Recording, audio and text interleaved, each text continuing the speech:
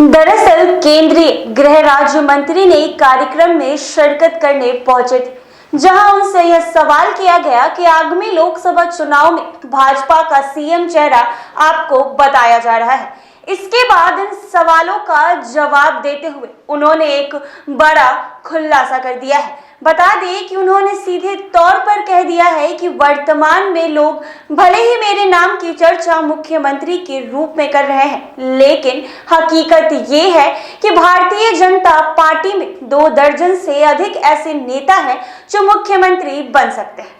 उन्होंने यह साफ कर दिया है कि मुझे लगता है कि भाजपा के अंदर मुझे छोड़कर सभी नेता मुख्यमंत्री के पद पर बैठ सकते हैं। बता दें कि ये भी कहा है कि इसके आगे उन्होंने हमारी पार्टी में कोई भी नेता पद की लालसा नहीं आती है। यह सब निर्णय केंद्रीय स्तर पर लिए जाते हैं। बता दें कि वहीं आगामी लोकसभा चुनाव 2024 को लेकर गृह राज्य मंत्री ने कहा है कि इस चुनाव में हम पहले से ज्यादा बहुमत से सरकार बनाएंगे। वहीं आगामी बिहार विधानसभा 2025 को लेकर बोले हैं कि विधानसभा चुनाव में भी महागठबंधन का सूपड़ा साफ हो जाएगा।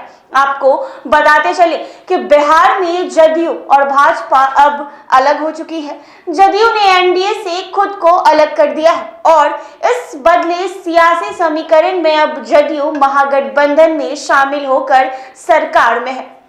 तो वहीं बिहार में विपक्षी पार्टी बनी भाजपा ने भी यह निर्णय कर लिया है कि आगामी चुनाव में यह अकेले ही मैदान में उतरेगी। जी हां, चाहे भले ही एनडीए के अन्य घटक दल भी रहे, लेकिन इस बार स्टीयरिंग पर बीजेपी रहेगी, यानी भाजपा ही मुख्यमंत्री उम्मीदवार रखेगी। बिहार में जदयू और भाजपा अब अलग हो चुकी है और अब जेडीयू ने एनडीए से खुद को अलग कर लिया है और इस बदले सियासी समीकरण में अब जदयू महागठबंधन में शामिल होकर अकेले सरकार में हो। लेकिन पिछले कुछ दिनों से ये देखने को मिला है कि इस नए गठबंधन में अंदर ही अंदर कुर्सी की लड़ाई चल रही है। बता दें आपको कि वहीं इस नए गठबंधन के बाद विपक्ष में बैठी पार्टी भाजपा भी सत्ता में आने के लिए कोई कसर नहीं छोड़ती हुई नजर आ रही है। बता दें कि इसी बीच अब बिहार भाजपा के बड़े नेता मोदी सरकार में मंत्री नित्यानंद राय ने भी एक बड़ा खुलासा कर दिया है। क्या कुछ कह रहे हैं नित्यानंद राय, वो सुने आप लोग। जिनको लोगों ने समझ लिया है कि वह बिहार को कहां ले जा रहे हैं। पूरा बिहार आज अंधियारे में है, यानी कि कानून व्यवस्था चौपट है, भय में है। आज पूरा बिहार को लग रहा है कि हमारा भविष्य अंधकारमय हो गया है। यहाँ से नौजवानों का पलायन हो रहा है, कोई उद्योग लगाने के लिए आया नहीं। जब अगस्त से अभी तक पिछले 1 सप्ताह तक का मैं आंकड़ा दे रहा हूँ कि 1352 लोगों की हत्या हो गई। कुछ हत्याएं उसमें संदिग्ध मौत की भी है। 500 लोगों पर हत्या का प्रयास किया गया, यानी उन पर जानलेवा हमला हुआ। 200 से ज़्यादा माँ बहनों और मासूम बेटियों के साथ बलात्कार हुए, सामूहिक बलात्कार हुए, नन्ही मुन्नी बेटियों के साथ भी। ऐसे लग रहा है बिहार में कि हाँ, कि गुंडा राज्य स्थापित हुआ है और यहाँ अपराधियों को और गुंडों को यहाँ नीतीश जी की और तेजस्वी जी की सरकार संरक्षण दे रही है। यहाँ 2-3 दिन पहले दानापुर की घटना को देखे होंगे कि किस प्रकार अपराधी दिन में स्कूल में जा रही छात्रा को, बहन को अपहरण करने का प्रयास किया, उसके साथ छेड़छाड़ की। छपरा की घटना को आप देख रहे हैं, कई जगहों के शराब कांड को देख रहे हैं, खुलेआम अपराधियों द्वारा गोलियों की बौछार की जा रही है, देख रहे हैं। अपहरण की घटना हो गई है, यहाँ 100 लोगों का अपहरण कर लिया गया। रंगदारी लगभग 100 लोगों से ज़्यादा से लोगों से रंगदारी ले लिया गया और एफआईआर तक नहीं थाना करता है।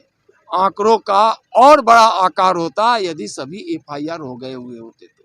यहाँ गुंडा राज स्थापित है, अपराधियों का राज है, सरकार बहरी बनी हुई है, गूंगी बनी हुई है। लेकिन जनता की आवाज उठनी शुरू हो गई है। इसकी गूंगापन को सरकार को और इस बहरी सरकार के कान को जनता की बुलंद आवाज खोल देंगी। अच्छा, जो खुद समस्या हो समाधान क्या करेंगे? नीतीश जी खुद समस्या बन गए और समस्याओं का समाधान क्या कर सकता है? समस्याओं के समाधान के लिए परिश्रम करना पड़ता है, लोगों को साथ लेना पड़ता है, उसके लिए योजना बनानी पड़ती है, समस्याओं को समझना पड़ता है और मन को साफ रखना पड़ता है। अहंकार में चूर होकर समस्याओं का समाधान नहीं होता। सुरक्षित है बिहार में, क्योंकि आपकी हत्या की भी साजिश रची गई थी। पुलिस जांच कर रही है। वो आप तुष्टीकरण नहीं होना चाहिए, किसी भी पार्टी को नहीं करना चाहिए। भारतीय जनता पार्टी सर्वधर्म समभाव में विश्वास करती है, लेकिन तुष्टीकरण का भारतीय जनता पार्टी घोर विरोधी है। इसलिए कि तुष्टीकरण ने इस देश का बंटवारा आजादी के एक दिन पहले 14 अगस्त 1947 को करा दिया। धन्यवाद। इस देश की सेना में हिंदू हो, मुसलमान हो या सिख हो या ईसाई हो या जैन हो, जो भी है, वो करबला बनाने की बात भी कह रहे हैं। जो भी है वह अपने देश के दुश्मन हमारे देश की अस्मिता संप्रभुता पर जो आंच लाने के लिए कोशिश करेगा, हमारी देश की सेना हर क्षण हर पल तैयार बैठी है उसको जवाब देकर अपनी विजय पताका लहराने। तो आपने सुना उन्होंने क्या कुछ कहा है। ऐसे ही तमाम अपडेट्स के लिए बने रहो NBC 24 पर।